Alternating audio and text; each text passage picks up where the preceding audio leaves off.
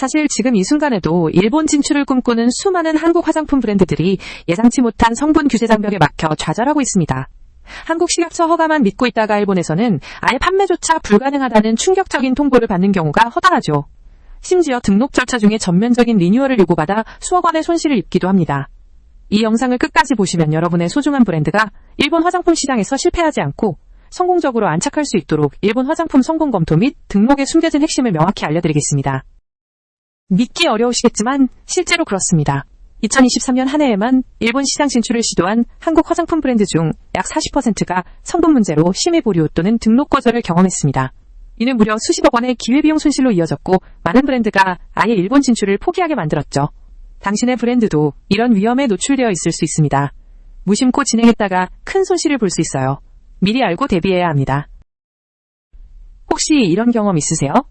어렵게 일본 현지 바이어를 만났는데 제품 성분표를 보자마자 고개를 젓거나 이건 좀점하며 말을 흐리는 상황이요. 아니면 일본 시장 트렌드에 맞춰 야심차게 기획한 신제품이 성분 문제로 인해 출시 자체가 불가능하다는 통보를 받아 허탈했던 적은요? 한국에서는 문제 없는데 일본에서는 왜 이렇게 까다로운 거지? 라는 생각 분명 해보셨을 겁니다. 여러분만의 이야기가 아니에요. 수많은 한국 브랜드가 똑같은 어려움을 겪고 있습니다. 그럼 도대체 왜 이런 일이 반복되는지 그 근본적인 구조를 쉽게 설명해 드릴게요. 한국은 네거티브 규제 방식 즉 사용 금지 성분 리스트만 피하면 나머지는 허용하는 방식입니다. 반면 일본은 훨씬 보수적인 포지티브 규제에 가깝습니다.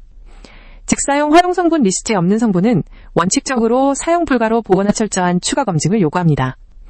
이처럼 양국의 규제 철학 자체가 다르기 때문에 한국에서 문제없는 성분도 일본에서는 미승인 또는 제한 성분으로 분류되는 경우가 흔한 겁니다. 단순히 성분 이름만 같다고 같은 성분이 아니에요. 배합 한도나 사용처 등도 매우 까다롭죠. 그렇다면 이 복잡한 규제의 벽을 어떻게 넘을 수 있을까요? 가장 먼저 사전 성분 스크리닝이 필수입니다. 일본 진출을 결정했다면 가장 첫 단계로 여러분 제품의 모든 성분을 일본 화장품 규제기관인 후생노동성 MHLW의 기준에 맞춰 철저히 검토해야 합니다. 예를 들어 한국에서 흔히 사용되는 특정 방부제나 색소 성분 중 일부는 일본에서는 사용이 제한되거나 아예 금지될 수 있어요. 실제로 작년에 일본 진출을 준비하던 한국의 한 비건 뷰티 브랜드는 이 스크리닝을 통해 10가지 이상의 주요 성분을 일본 기준에 맞게 교체해야 한다는 사실을 미리 파악하고 큰 손실을 막을 수 있었습니다. 이 단계를 소홀히 하면 나중에 돌이킬 수 없는 상황에 처하게 됩니다. 사전 스크리닝 이후에는 실제 등록 절차에 들어가야 합니다. 일본 화장품 등록은 단순히 서류 제출이 아닙니다. 제조 판매업 허가와 제조업 허가를 받은 현지 법인 또는 파트너가 필요하며 책임 판매원이 등록 업무를 총괄합니다. 이 책임 판매원은 여러분 제품의 품질 관리와 안전성에 대한 법적 책임을 지게 됩니다.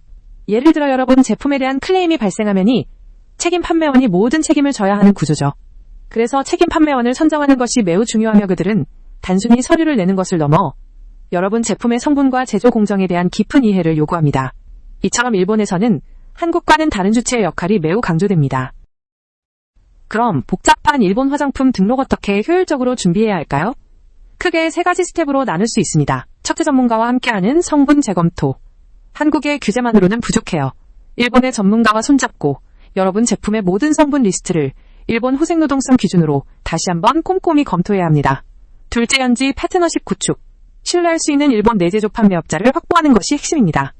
이들은 여러분의 일본 진출에 법적 행정적 책임을 함께 지는 가장 중요한 파트너예요. 셋째, 필수 서류 완벽 준비. 성분 분석표 제조 공정설명서 안정성 데이터 등 일본이 요구하는 모든 서류를 일본어와 일본 기준에 맞춰 완벽하게 준비해야 합니다. 이 3가지 스텝을 철저히 밟는 것이 성공의 지름길입니다. 일본 화장품 성분 규제에서 한국 브랜드가 가장 흔하게 놓치는 부분이 바로 성분별 허용 기준에 대한 오해입니다. 단순히 사용 가능한 성분이라고 알고 있지만 각 성분마다 원료의 출처 배합 한도 심지어 표기 방식까지 엄격하게 규정되어 있어요. 예를 들어 한국에서는 자유롭게 사용되는 특정 천연 유래 성분도 일본에서는 제조사나 추출 방식에 따라 추가 서류를 요구하거나 아예 허용되지 않는 경우가 있습니다. 2022년에 일본 진출을 시도했던 한 에스테틱 브랜드는 성분 자체는 문제가 없었지만 원료 제조사 정보가 불충분하다는 이유로 등록이 6개월이나 지연되기도 했습니다. 이처럼 세부적인 규정을 간과하면 큰 어려움에 처할 수 있으니 주의해야 합니다. 마지막으로 중요한 걸 알려드릴게요.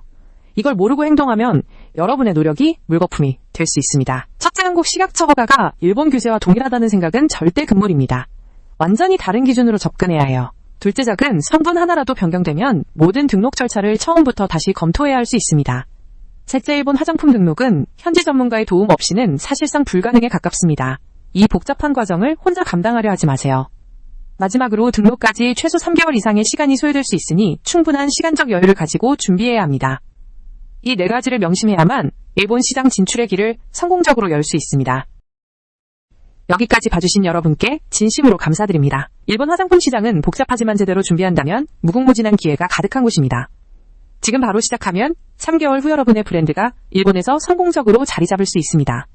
J마켓 나비는 단순히 정보를 전달하는 것을 넘어 여러분의 성공 검토부터 등록 대행 현지 파트너 발굴까지 일본 진출의 모든 과정을 원스톱으로 지원해드립니다. 망설이지 마세요. 더 궁금한 점이 있다면 언제든지 댓글을 남겨주시거나 채널 구독과 알림 설정을 통해 가장 빠르고 정확한 일본 시장 정보를 받아보세요. 여러분의 성공적인 일본 진출을 J마켓 나비가 응원합니다.